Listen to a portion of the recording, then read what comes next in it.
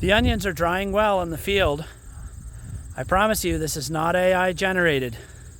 Here's a look at how we harvest, dry, and prep the onions for storage.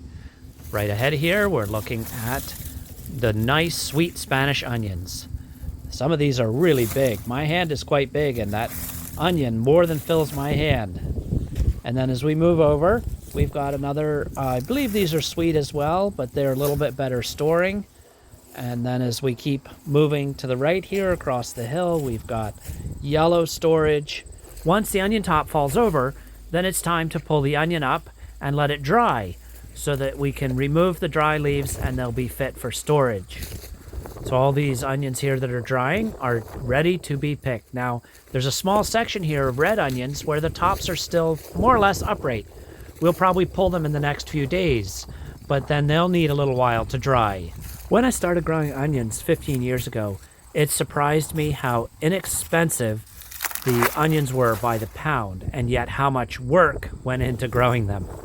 They are definitely not one of our most profitable crops, but they are a good crop because they store well and there's a lot of demand for them. There's a demand for the sweet, the white, the yellow, and the red, and we even have a pink or blush kind of onion.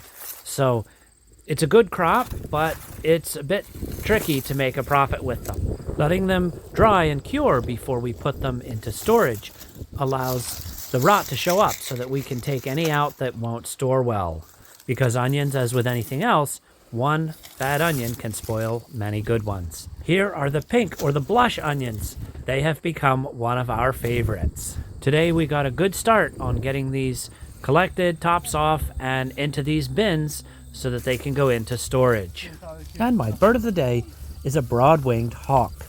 A couple times now I've seen this broad-winged hawk sitting on a branch overlooking the pond here on the farm.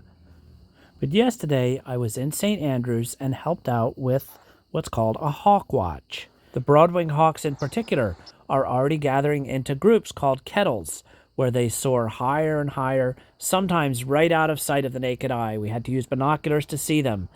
And then they follow the wind currents. They're headed all the way to South America.